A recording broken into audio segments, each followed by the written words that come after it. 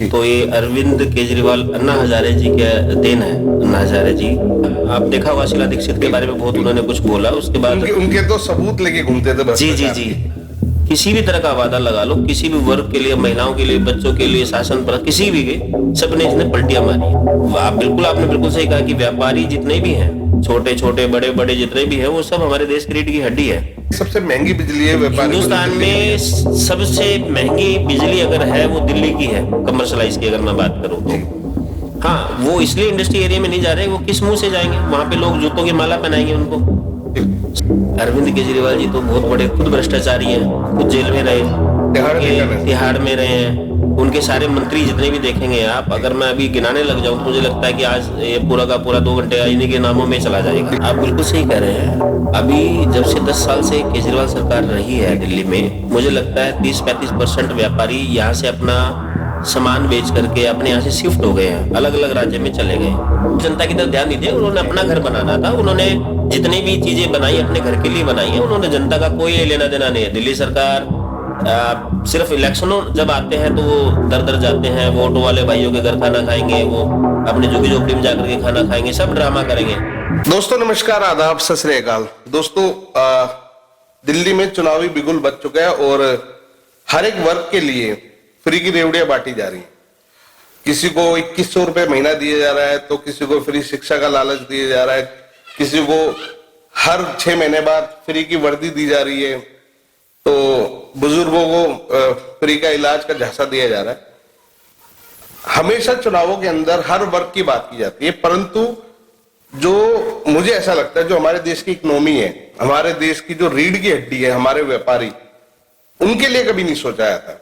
कभी उनके लिए कोई स्कीम नहीं निकाली जाती या उनके लिए कोई स्पेशल कोई पैकेज नहीं दिया जाता, क्योंकि जबकि मेरा ऐसा मानना है कि जितने भी सरकारें हैं उनको चलाने के लिए जो टैक्स का पैसा आता है वो सबसे ज्यादा व्यापारी देते हैं, और ऐसे ही कुछ हालात दिल्ली के व्यापारियों के साथ भी हैं।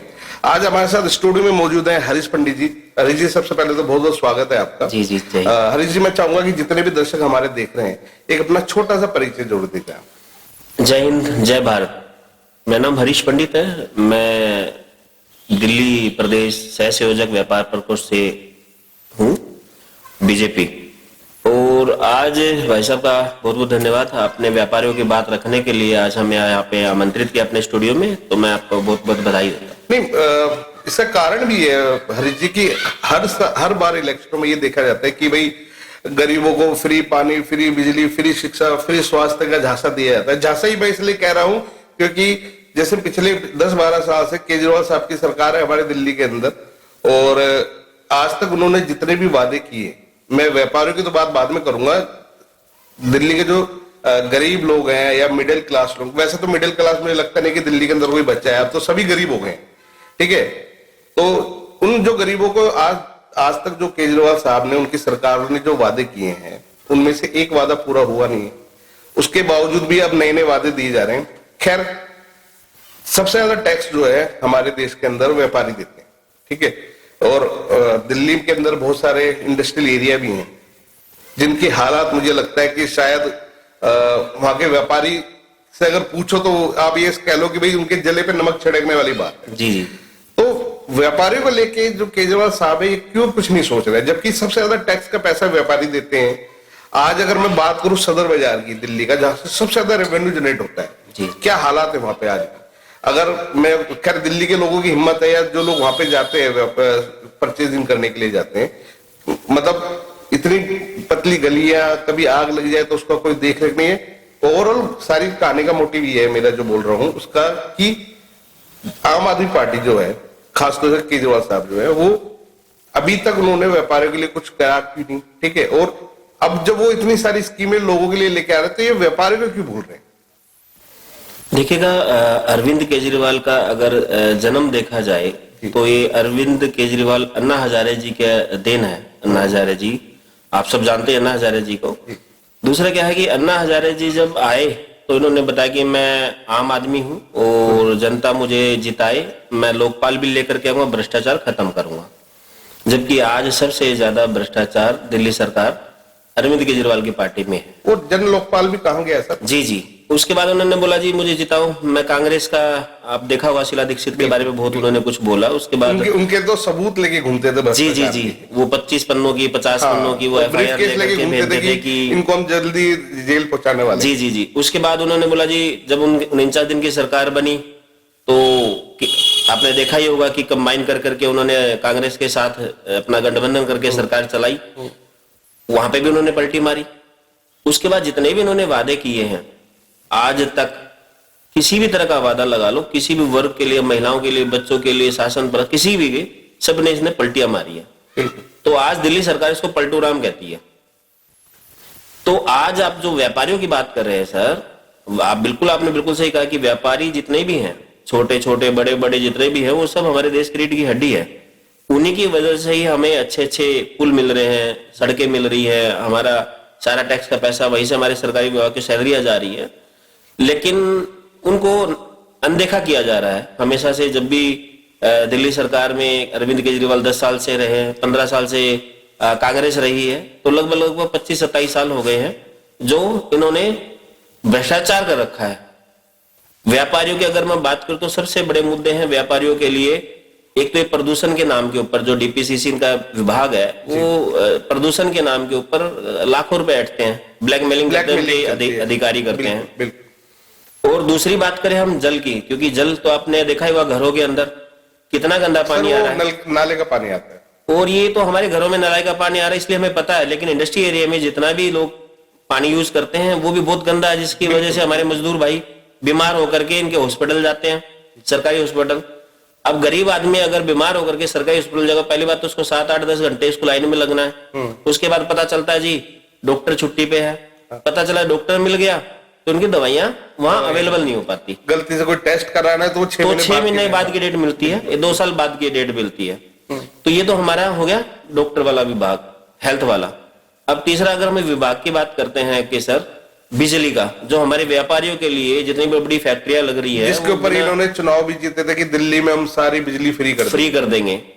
अब जबकि सच्चाई लोगों को नहीं पता, मैं चाहूंगा कि आप जरूर बताएं उसको। फ्री देखिएगा, मैं आपके कैमरे के माध्यम से, आपके चैनल के माध्यम से मैं बताना चाहता हूं, फ्री का नाम का कुछ नहीं है यहाँ पे।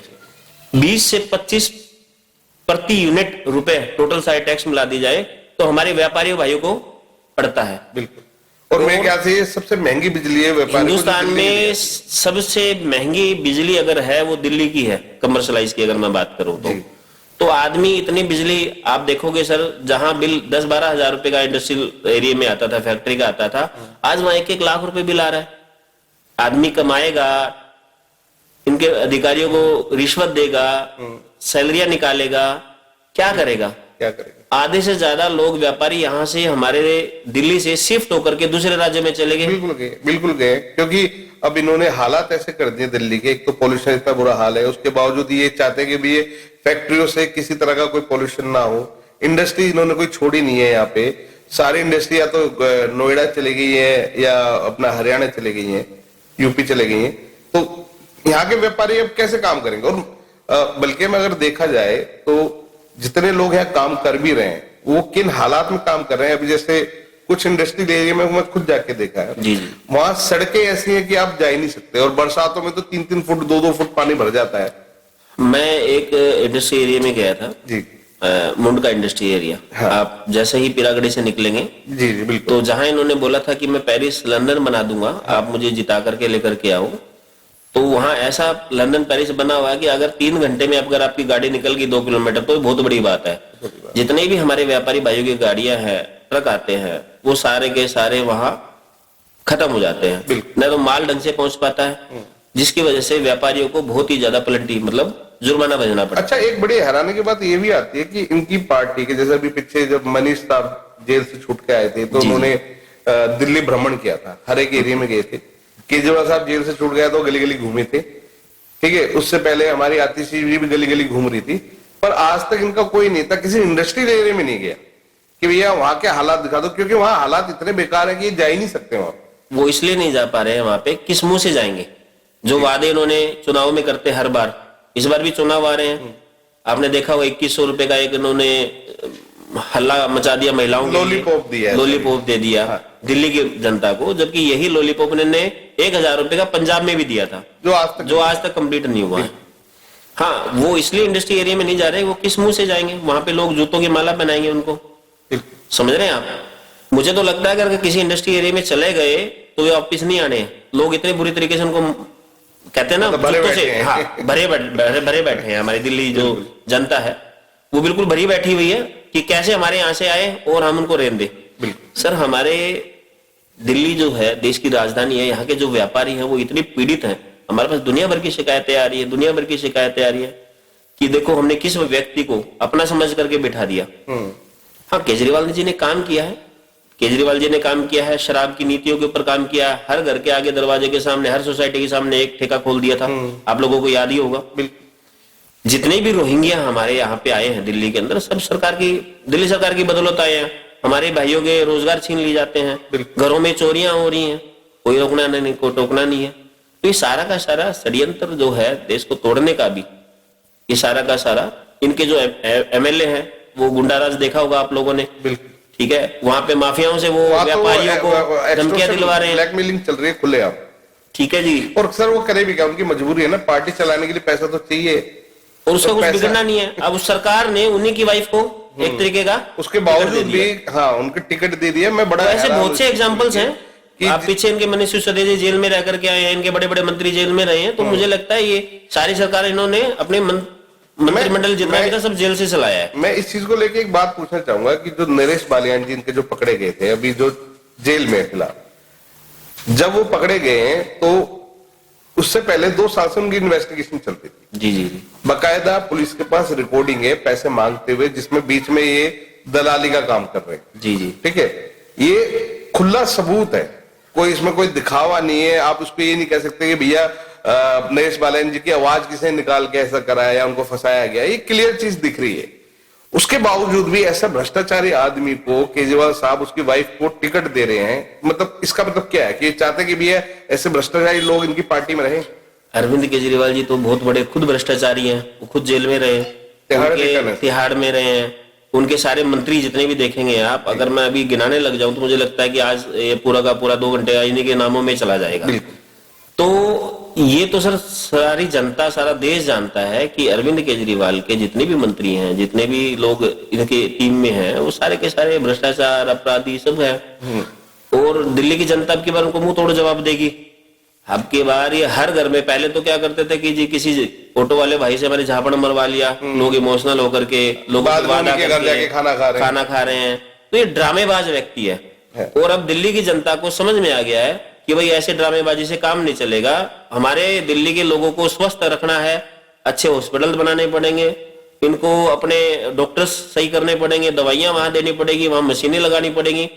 अब गरीब आदमी 7,000 रुपए का, 8,000 रुपए का टेस्ट MRI जैसा वो बाहर तो नहीं करवा सकता ना सर। सर एक छोटी सी बात मुझे बताइए कि जैसे दिल्ली का मैक्सिमम जो टैक्स है वो व्यापारियों से ही आता है। अब वो इंडस्ट्रियल एरिया के हो, सदर बाजार के हो, चांदनी चौक के, यहीं से आता है सबसे ज्यादा टैक्स। केजरीवाल साहब अगर मान लीजिए तीसरी बार चुनाव जीत जाते हैं, मान लीजिए, और ये दिल्ली की 1.5 करोड़ महिलाओं को हर महीने 2,000 रुपए महीना जो देंगे महिला सम्मान राशि, वो भी देना शुरू कर दी, तो ये क्या हमारे जो दिल्ली के जो व्यापारी उनके लिए खतरे की घंटी नहीं है? क्यों? क्योंकि जो पैसा उनको जो देना है, क्योंकि दिल्ली का इतना बजट भी नहीं है जितना पैसा वो बांट रहे हैं, तो ये पैसा व्यापारियों से निकाला जाएगा। तो क्या आपको नहीं लगता कि दिल्ली के व्यापारियों के लिए आगे अगर केजरीवाल साहब जीत जाते तो इनके लिए तो वो मतलब एक मुसीबत हो जाएगी कि भैया ये क्या कैसे मतलब इन सब चीजों को देखेंगे? आप बिल्कुल सही कह रहे हैं। अभी जब से 10 साल से केजरीवाल सरकार रही है दिल्ली में, मुझे लगता है 30-35% व्यापारी यहाँ से अपना सामान बेच करके अपने यहाँ से शिफ्ट हो गए हैं, अलग अलग राज्य में चले गए। वैसे तो किसी भी कीमत के ऊपर अब की बार कांग्रेस के साथ आम आदमी पार्टी नहीं आएगी कभी भी किसी भी तरह की। अब की बार लोगों ने सोच लिया है कि हमने बीजेपी को लेकर के आना है, और बीजेपी अब की बार पूरी बहुमत से आकर के जितने भी हमारे व्यापारियों की, भाइयों की जो दिक्कतें हैं, परेशानियां, सब सॉर्ट आउट करेंगे। यहाँ कानून राज होगा, स्वस्थ बड़े बड़े जो हमारे जो अरविंद केजरीवाल जो वादे किए थे वो सब पूरे किए जाएंगे। वो अरविंद केजरीवाल नहीं पूरा करेगा, वो बीजेपी पूरा करेगी। तो इतनी बार तो अरविंद केजरीवाल का आना असंभव है, हम सोच भी नहीं सकते सपने में कि वो आएंगे। अगर आपकी बात मानी जाए कि 1% है, अगर ऐसा कुछ हुआ कि अब की बार भी अगर अरविंद केजरीवाल आता है, तो मुझे नहीं लगता कि कम से कम 30-35% और हमारे जो व्यापारी है दिल्ली के, वो सब अलग अलग जगह शिफ्ट हो जाएंगे, बेरोजगारी बहुत ज्यादा आ जाएगी, क्योंकि सामान महंगा हो जाएगा सर। बिल्कुल। जो लोग दिल्ली से बाहर के हमें देख रहे हैं, मैं उनको एक दो तीन चीजें बता देता हूँ, क्योंकि लोगों को नहीं समझ में आएगा कि भाई दिल्ली के व्यापारी को कैसे परेशान है। जी भाई आज के टाइम में कोई फैक्ट्री लगाता है, एक तो जीएसटी, ठीक है, उसके बाद वो फायर सेफ्टी से परमिशन लो, जल बोर्ड से परमिशन लो, और कई अलग अलग बहुत सारे डिपार्टमेंट है जिनसे परमिशन लेनी पड़ती है, और परमिशन के नाम पे बहुत मोटी घूस चढ़ाई जाती है। जी जी ठीक है। उसके बाद इंडस्ट्रियल एरिया में वहां जो इनकी गाड़ियां चलती हैं, पुलिस को एंट्री दो, वो तो चलता है, बिल्कुल बिल्कुल, वो खुलेआम चलता है। ठीक है। उसके बाद इनके ट्रैफिक वालों के अलग एंट्रियां हैं। तो ये सब चीजें जब एक व्यापारी के ऊपर इन सब चीजों की मार पड़ती है, तो वो नेचुरल सी बात है, वो जो चीज बना रहा है उसका महंगे रेट पे बनाएगा, महंगाई बढ़ेगी, नेचुरल सी बात है। फिर अगर इतनी परेशानी एक व्यापारी को होगी जो कि गवर्नमेंट को टैक्स भी दे रहा है और उसका उसको इनकम टैक्स भी देना है, तो वो कैसे काम करेगा? देखिएगा सर, बिल्कुल आपकी बात बिल्कुल जायज है कि इतने सारे टैक्सीज हैं, और आप एक छोटा सा मीटर लगवाने चले जाइए, अगर आप मैं बिजली विभाग की बात करूं, हमारे पास ये सारी की सारी दिक्कतें परेशानी आती हैं। किसी ने मान लो अपना मतलब एक मीटर जो होता है उसका ना वजन होता है, मतलब किलोवाट होता है। बड़ी बड़ी फैक्ट्री है 10, 12, 15 किलोवाट, 25 किलोवाट नॉर्मली चलते हैं। अगर आप मीटर लगवाने चले गए, आपने एक नई फैक्ट्री लगानी है या उसको बढ़ाना ही है, तो आप यकीन करोगे लाखों रुपए उस मीटर को लगाने के लिए दिल्ली सरकार के जो अधिकारी हैं, भ्रष्ट अधिकारी हैं, वो मांगते हैं, और आपको 6 महीने तक उसको चक्कर कटवाएंगे अगर आप पैसे नहीं दोगे तो। आपके पेपर जितने भी कंप्लीट हैं, आपको कोई सुनवाई नहीं है, ऑफिस खेला जाता है, ऑफिस खेला जाता है। तो आदमी व्यापारी एक छोटा सा काम करवाने के लिए अगर इतने लाखों रुपए रिश्वत देगा, तो कैसे व्यापार कर पाएगा दिल्ली जैसे शहर में? तो हमारा यही मानना है कि एक बार सारे व्यापारियों ने ठाना है कि अब की बार अरविंद केजरीवाल को उठा करके बाहर मारेंगे दिल्ली से, और बीजेपी को लेकर के आएंगे। नहीं, ये बात अभी केजरीवाल साहब एक इंटरव्यू में, प्रेस कॉन्फ्रेंस में कह रहे थे कि हम बहुत सारे काम करना चाहते हैं पर बीजेपी हमें काम करने नहीं देती। ठीक है, मान लीजिए उनकी बात बड़ी करते थे, मान लीजिए अगर बीजेपी उनको काम नहीं करने दे रही, तो फिर दिल्ली की जनता उनको वोट क्यों दे, बीजेपी को क्यों ना दे? क्योंकि जब भाई काम बीजेपी को ही करना है तो फिर उनको वोट देंगे। तुम तो कर ही नहीं पा रहे हो, क्योंकि अगर तुम लोग कर पा रहे होते तो यमुना साफ होती, आज दिल्ली के रोड बढ़िया होते, दिल्ली में फ्री वाईफाई भी होता, दिल्ली में लॉ एंड ऑर्डर की स्थिति इतनी खराब नहीं होती जितनी अभी है। तो आपको क्या लगता है सर इन सब चीजों में? देखिएगा सर, मैंने अभी थोड़ी देर पहले बोला पलटू राम जी अपने वादे करके पलट जाते हैं, और एक व्यक्ति जो होता है वादा, एक जबान की बड़ी वैल्यू होती है। आप अपने घोषणा पत्र में आप कुछ भी लिख दो, लेकिन उसको पूरा तो करना नहीं है, क्योंकि वो पहली बार जब बने तो यमुना साफ करेंगे जी, हम सफाइयां करेंगे दिल्ली के अंदर, इसको पेरिस लंदन बना देंगे, ठीक है जी। थोड़ी सी बारिश आ जाती है तो दिल्ली डूब जाती है। सीवर आपने देखे होंगे कितनी बुरी व्यवस्था, घरों में नाल बैक मारते हैं, सारा गंदगी कचड़ सब घरों में चला जाता है। जो हमारे भाई झुग्गी एरिया में रहते हैं, उनका जीवन तो नर्क बना रखा है इन्होंने, वो कैसे रह पाते हैं? तो मैं ये देख करके हम हैरान रह जाते हैं। लेकिन ये सारी की सारी जिम्मेदारी अरविंद केजरीवाल सरकार की है, खुद अरविंद की है। बिल्कुल नहीं, मैं देखो एक बड़ी अजीब सी बात है ये कि देश की राजधानी है दिल्ली, और दिल्ली के अंदर आज भी इतने बड़े बड़े स्लम एरिया हैं जहां पे आप जा नहीं सकते, जहां पे लोग नर्क की जिंदगी जीते हैं। आज तक इन्होंने एक भी झुग्गी झोपड़ी वाले को, एक भी जो प्रधानमंत्री आवास योजना भी है या मुख्यमंत्री आवास योजना भी है या इस टाइप की कई सारी स्कीम है, उसके अंदर एक भी किसी आदमी को इन्होंने एक घर तक नहीं दिया, और उसके बाद ये इतनी बड़ी बड़ी बातें करते सर। वो देखो हमारे दिल्ली वासियों की तरफ इसलिए वो ध्यान नहीं दे पाए घर बनाने के लिए। इतनी योजनाएं जो प्रधानमंत्री जी ने चला रखी हैं वो इसलिए उन्होंने लागू नहीं करी हैं क्योंकि वो अपना घर बनवा रहे थे। हाँ, उन्होंने अपना शीश महल भी तो बनवाया है, वो ज्यादा जरूरी था। इंग्लैंड से पता नहीं कहां से तो उसके अंदर शीशे लगे हुए हैं। मैं मीडिया के थ्रू देख रहा था। वैसे तो हमारी हिम्मत है नहीं इतने बड़े घर में जाकर के देख करके आने की। वो जितना महंगा कम्बोर्ड उनके बाथरूम के अंदर है, उतने महंगा कम्बोर्ड में तो लोग घर बना लेते तीन घर बना लेते हैं, या 2 लोग उसमें टैक्सी लेके अपने घर परिवार चला सकते हैं। बिल्कुल बिल्कुल। तो इसलिए उन्होंने जनता की तरफ ध्यान नहीं दिया। उन्होंने अपना घर बनाना था। उन्होंने जितनी भी चीजें बनाई अपने घर के लिए बनाई है। उन्होंने जनता का कोई लेना देना नहीं है। दिल्ली सरकार सिर्फ इलेक्शनों जब आते हैं तो वो दर दर जाते हैं, वोटों वाले भाइयों के घर खाना खाएंगे, वो अपने झुग्गी झोपड़ी में जाकर के खाना खाएंगे, सब ड्रामा करेंगे, लेकिन उसके बाद वो सब भूल जाते हैं। लेकिन वो अब की बार दिल्ली ने ठान लिया है, बदलाव चाहिए, अब की बार बदल देंगे। जो किस्मत दिल्ली वाले, हम लोगों ने 10 साल तक इनके ऊपर विश्वास किया, दिल्ली की जनता ने, कि हमारा अपना आम आदमी है, हमारे बारे में सोचेंगे, लेकिन अपना अपना कर करके इन्होंने तो आम अब खास हो गया। आम अब खास हो गया। बिल्कुल सही कह रहे हैं आप। तो सर ज्यादा समय नहीं लेंगे आपका। जितने भी हमारे लोग देख रहे हैं, जितने भी दर्शक हमें देख रहे हैं, उनके लिए और खास तौर से दिल्ली के व्यापारियों के लिए क्या कहना चाहेंगे आप? और लास्ट में चलते चलते आज जो आपकी हमारी जो बातचीत हुई है, इसका एक्सपीरियंस आपका कैसा रहा और क्या कहना चाहेंगे?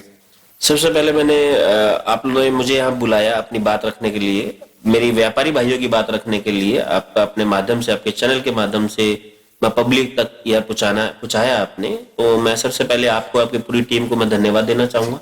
बहुत अच्छा अनुभव रहा आपके साथ। और मैं दिल्ली की जनता को सिर्फ मैं एक ही बात कहना चाहता हूं कि अब की बार बदलाव बहुत जरूरी है। अब की बार बीजेपी को दिल्ली में लेकर के आए और अपने जितने भी कष्ट हैं, जितने भी दिक्कतें परेशानियां हैं, दिल्ली सरकार अगर बनती है बीजेपी की, तो उसको पूरा का पूरा हम शॉर्ट आउट करेंगे, उसको रिजोल्व करेंगे। और हमारे व्यापारी भाइयों को तो पता ही है कितनी दिक्कतें परेशानी आ रही है, तो वो तो 200% उनको बदलेंगे। तो आप सबका आज बहुत बहुत धन्यवाद। जय श्री राम। तो दोस्तों, ये थे हमारे साथ हरीश पंडित जी, और दिल्ली के जितने भी व्यापारी हैं, उनकी जितनी भी समस्याएं हैं, उनको लेकर आज बातचीत हुई। और मुझे बड़ा अच्छा लगा कि आपने खुल के सारी चीजों की बताई। और जनरली ऐसी बातें नहीं लोग नहीं बोलते। जी जी। और व्यापारी जो है वो किसी भी राज्य की एक रीढ़ की हड्डी होता है, जो सबसे ज्यादा टैक्स देता है, इनकम टैक्स देता है, जीएसटी देता है, उसके बाद कई लाखों लोगों को रोजगार देता है। ऐसे लोगों पे एक सरकार की मार करना, या ऐसे लोगों के लिए कुछ ना सोचना, या उनके हित के लिए बिल्कुल भी ना सोचना, वो सबसे ज्यादा खतरनाक चीज है। अगर व्यापारी किसी भी राज्य के अंदर नहीं होंगे तो उस राज्य का विकास होना असंभव है, क्योंकि सरकार चलाने के लिए पैसा चाहिए, और पैसा टैक्स के रूप में सबसे ज्यादा व्यापारी देता है। तो दोस्तों, आप वोट किसी को भी दें, बीजेपी को दें, आम आदमी पार्टी को दें, या कांग्रेस को दें, जिसको भी दें, सोच समझ के दें। और ये जरूर देखें कि भैया इस नेता ने पहले क्या किया था, कितने वादे किए थे, कितने पूरे किए, आगे जो वादे कर रहा है क्या वो पूरे हो सकते हैं। आज के टाइम में गूगल सबके पास है, आप गूगल करके देख सकते हैं, समझ सकते हैं। तो इन सब चीजों को सोच समझ के जब वोट डालने जाए तो इन सब बातों का ध्यान रखें और तब वोट करें। वोट जरूर करें, वो आपका अधिकार है और वो आपका हक है। तो इसी तरह की राजनीतिक मुद्दों को लेकर हम आपके सामने आते रहेंगे। बने रहे हमारे साथ। आज के लिए इतना ही। नमस्कार। जय श्री राम।